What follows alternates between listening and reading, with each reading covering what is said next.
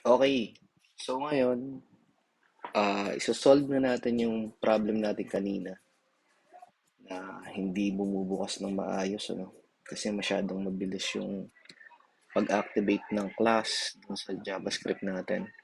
So ngayon, ang gagawin natin is we would create animations para dun sa ating cards, no? So, punta tayo dun sa CSS natin. And then, dun sa gawing dulo, yan, dito sa successful,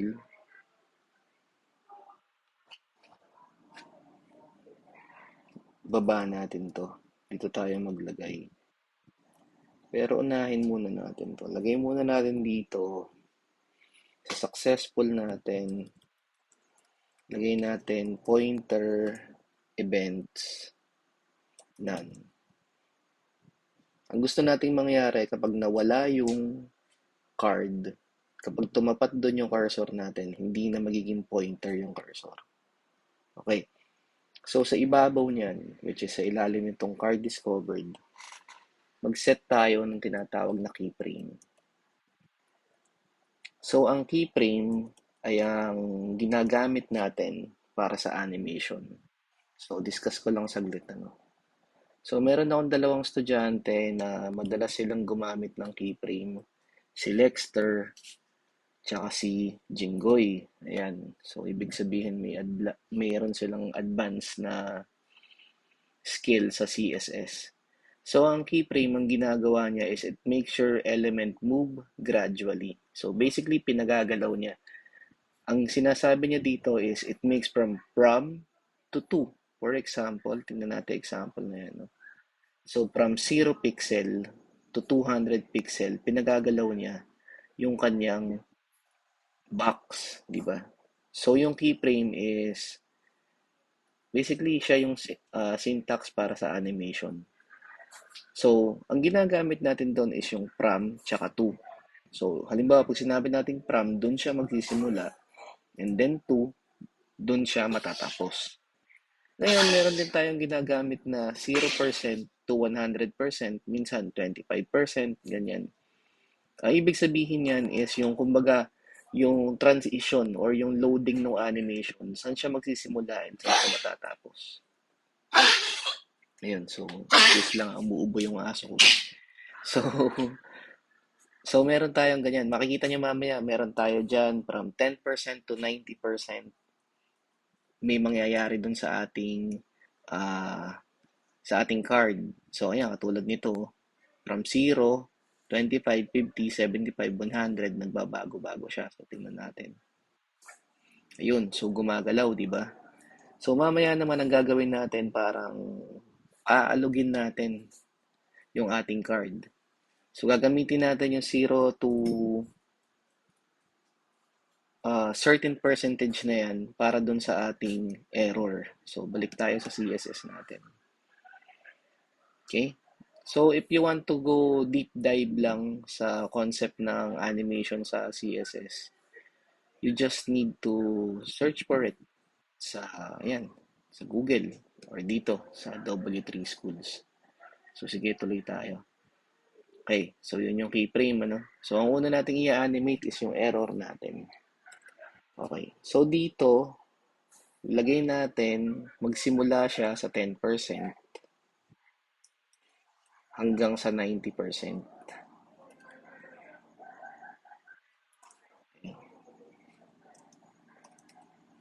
And then, transform, rotate. Ito, alam niyo na to. Rotate Y, negative 180. Yan. Para umikot, di ba? And then, lagay naman natin dito, translate X. Ayun. Pag sinabi naman natin translate X, gagalaw siya kaliwa o kanan. Yan. Okay? So, copy ko na lang to.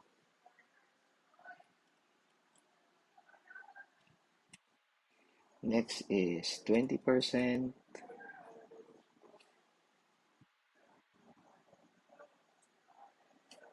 20% and 80%. So we don't hit 100%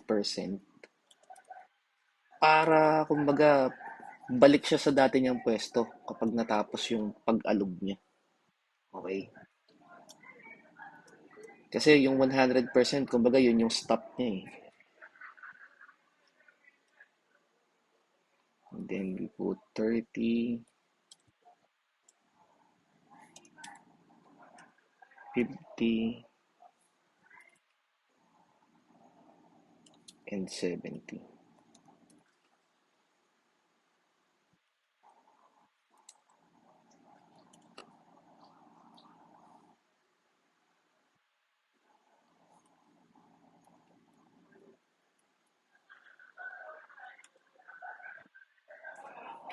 And then 40%, 60%.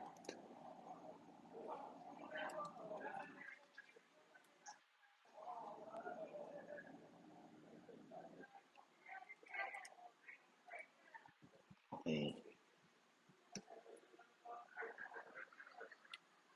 So next naman is yung para sa success.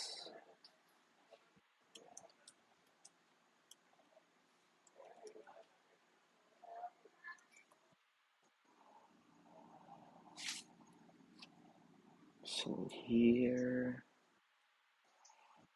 ito. Dito naman gagamitin natin is from. And then, ang gagamitin natin dito is yung tinatawag na scale 3D. Yung scale 3D naman, basically ang ginagawa niya, lalaki siya.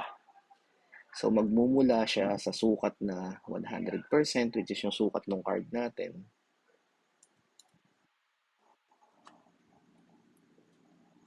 And then, from 25%, lalaki siya ng kaunti. At teka, dagdagan natin to dito ng opacity 1. So, 100% opacity yan. So, copy ko na lang to. Test natin.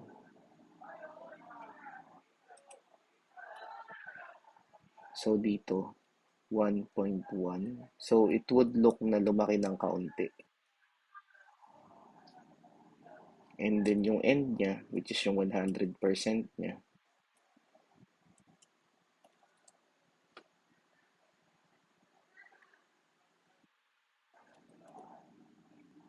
lagay natin opacity 0. Okay? So, magmumukhang lumalaki yung card bago siya tuluyang maglaho. Diba? Okay. So, next is... Oops. Dito sa ilalim na successful, lagay tayo that successful ulit. Card content. Meaning, pati yung ating emoji, lalagyan natin ng animation. So, ayan, literal na animation yung itatype natin dyan. So, dito, ang ginagamit natin dyan, sige, pakita ko yung paano pagtawag ng animation. Okay? Ang ilalagay mo dyan is yung pangalan ng class na i-animate mo. Yung duration, gaano siya kabilis. Yung timing function. So, merong mga default na ano yan. And then, pwede rin yung direction. Tapos marami pa. Pero tayo, ang gagamitin natin, name, duration, time. Yung timing function, and then yung direction na sinatawag. So, tanggalin ko muna to. So, ang name is success. 1.3 seconds is in, out. Tapos forwards. Okay. And then yung last one is yung error.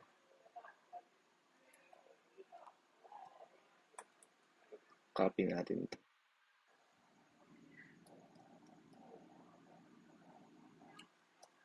Okay. Siya naman, ang ilalagay natin, syempre error 0.82 seconds. Tapos, lagay natin is yung tinatawag na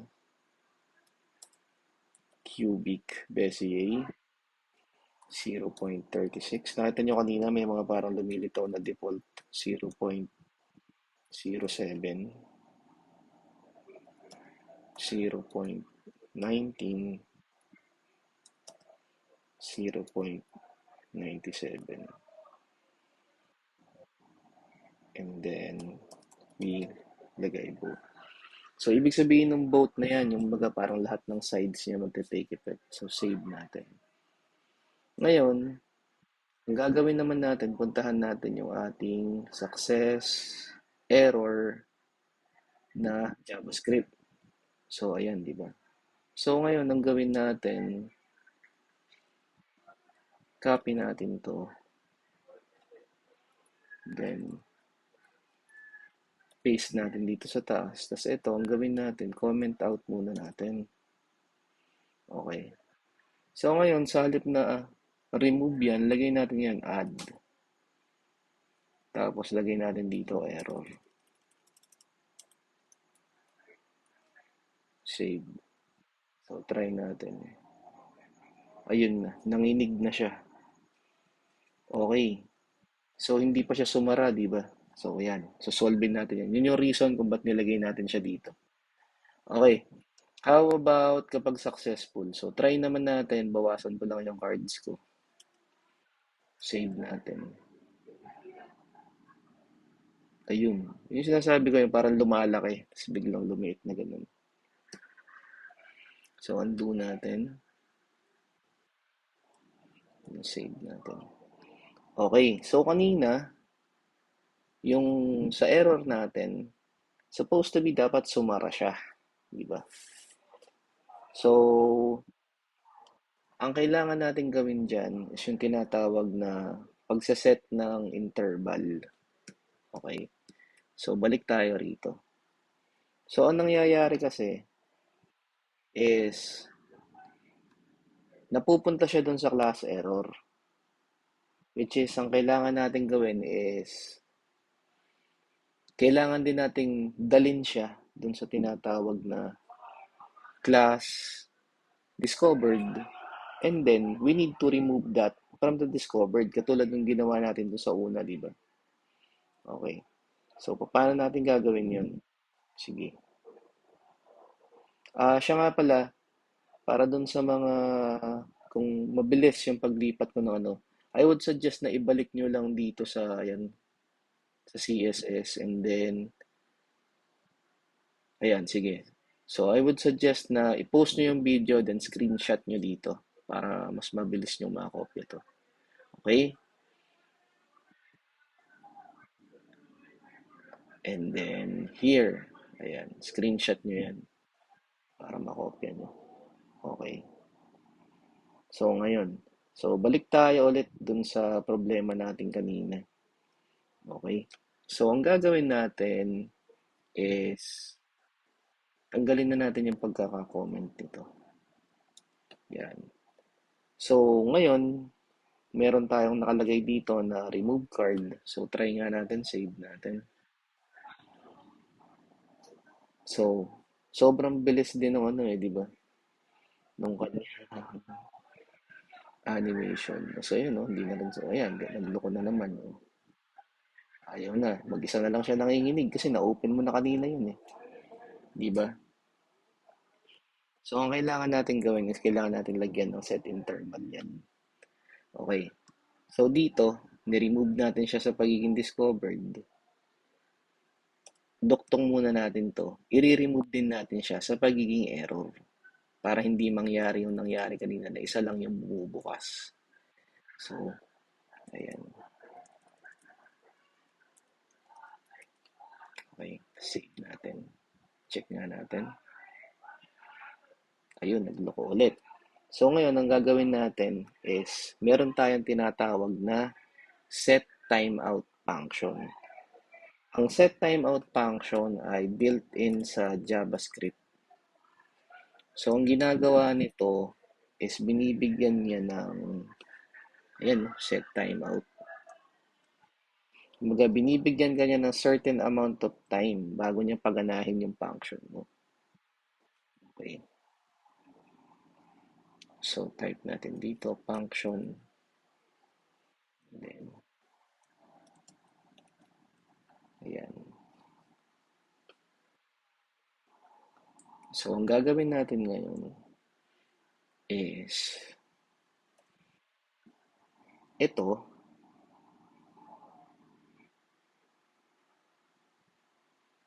i-cut natin, ipa-load natin dito. Okay. So, ngayon ang gagawin niya is, pwede tayo maglagay ng declaration dito kung gaano kabilis bago gumana to. Kumbaga, gumana muna to, then tsaka pa lang to gagana. Okay. So, ang lalagawin natin, lalagyan ng comma dito. And then, lagay natin 1,000. Kasi ang ginagamit ng set timeout function is milliseconds. Kapag tinype natin dito 1,000 milliseconds, ibig sabihin that's 1 second.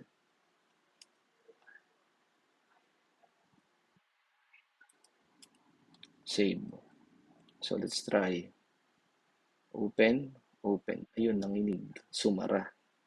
Open. Ayun. So, pwede na siya. Gumagana na siya ngayon. Try nga natin kung makakuha tayo ng magkapareho. Ayun. So, ayun. Gumagana na yung animation natin. Pag tinapat natin na yun, hindi na nagiging pointer. Okay. So, next naman is pwede na tayong maglagay ng. So, ang rules ng game natin is, ayun nga, paano, paano ka mananalo, di ba? So, para manalo ka dun sa game is dapat mapagpares-pares mo siya. Okay? So, ngayon naman ang tanong, paano ka matatalo dun sa game? Kasi kung makikita natin na yan, pwede mo pala ubusin na lang yung baraha eh. Di ba? Oh.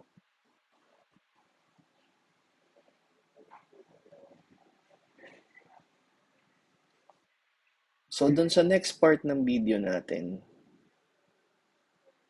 ang gagawin natin is lalagyan na natin ng mga reason para matalo ka sa game. And one of that is kapag naubos yung oras.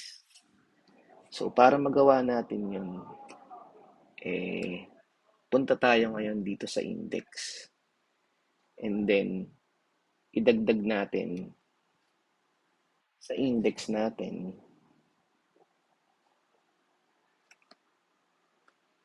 ito.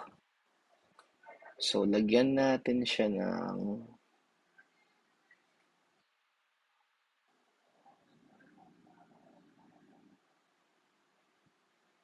okay, so sa index natin dito sa ilalim ng body, so zoom in ko nga.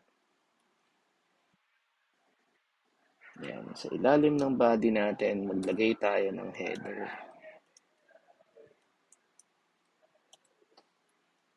Okay. So, manggagawin natin basically mga kapatid is maglalagay tayo ng timer. So, kapag naubos yung oras mo, tapos hindi mo pa nahuhulaan lahat ng cards, matatalo ka sa game. Okay? So, lagay natin dito, div.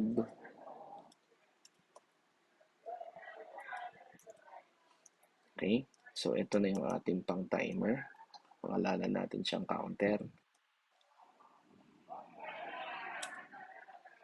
Okay. And then inside that counter, we have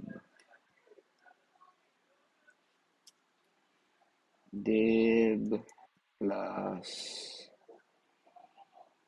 counter item. Okay? And then below that, let's put in an H4 the class header title. Okay. Kaya natin dito time.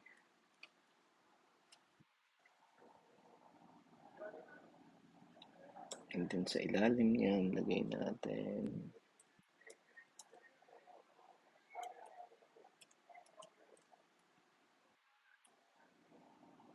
header number.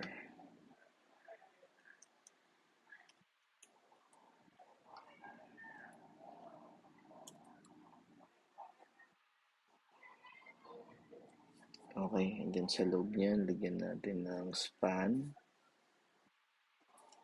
ID equals minutes.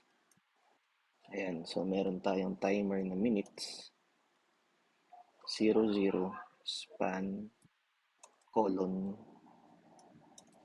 span, ID, seconds. And then, lagyan natin 00 din. Okay. Tapos, sara na natin yung div natin. Ayun. Okay. Ayan.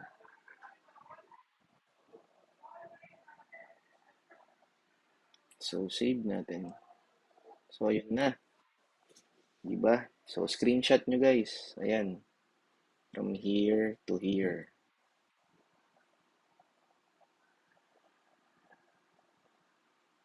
So, ngayon, designan din natin yung ating, kasi kapangit naman, diba?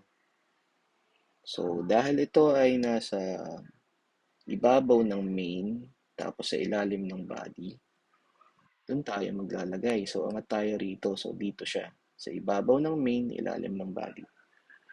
Okay. So, unahin natin yung ating header. So, lagyan natin ng padding. Padding is 0.5 rem. And then 2 rem. Okay. Kaliwat kanan, top and bottom. And then let's put a background color. Background of, let's put in white. Then let's put a back shadow. 1 pixel, 1 pixel, 5 pixel. Then RGBA. Ito. Pero gawin natin 0.05. Yan.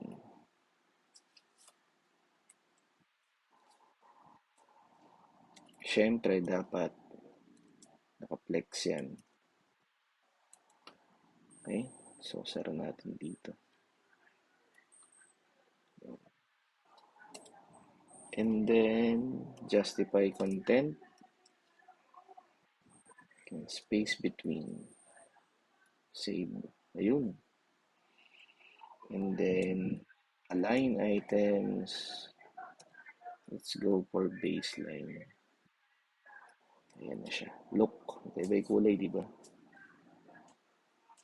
Next one, yung ating header title. Header title. Okay. Lagay natin dito. Font family. So, syempre, ang lalagay natin dyan is yung ating variable na font display.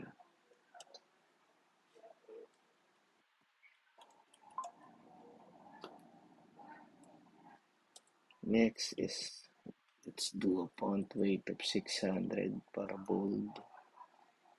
Save. Look. And then font size 0.8 rem. Save. Text transform. Uppercase. Save. Let's do a line height of 1. Save. Margin. Let's go for a margin 0. Ayun. And then let's go a color of RGBA Pero this time, let's do a point 4. Ayan. Okay. Next one, let's do a header number. So, font family, let's go for bar, font display. Look at that, it's changing. Color of hot pink.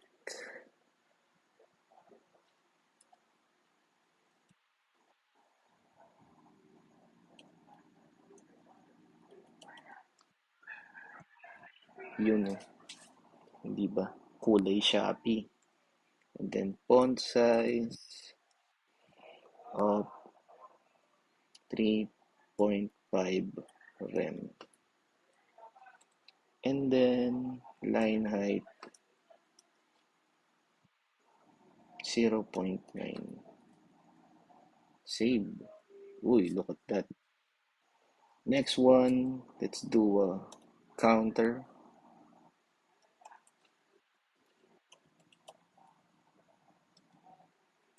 Let's put in display flex. Save. And then dot counter dash item. And then display. No, it's margin. Margin right, 2 rem. Save. Okay, so now we will have our counter. Okay, so save natin. So dyan muna natin tapusin. Bukas, because it's 12 midnight na dito. Ngayon lang ako nakapag-video kasi napuno yung MacBook ko. So napuno yung memory niya. So kailangan ko pa mag-delete ng mga files kanina. So ayun, mag-backup ng mga files. So yun yung reklamo naman sa MacBook, maliit lang yung capacity ng hard drive niya. Okay. So sa part 3 ng video natin, lalagyan na natin to ng countdown timer. So lalagyan natin siya ng stopwatch. And then lalagyan din natin siya ng move timer. I know, move counter. So ano ibig sabihin nun? So ibig sabihin parang sa bilang ng baraha, meron ka lamang mga ilang chances ng pagbubukas. Pag umabot ka doon, talo ka na. And then another one is kapag naubos yung oras mo, talo ka sa game. Okay. So tuloy natin sa part 3.